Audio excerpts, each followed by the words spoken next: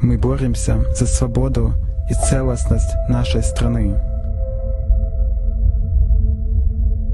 А ты принес боль, страдания и смерть.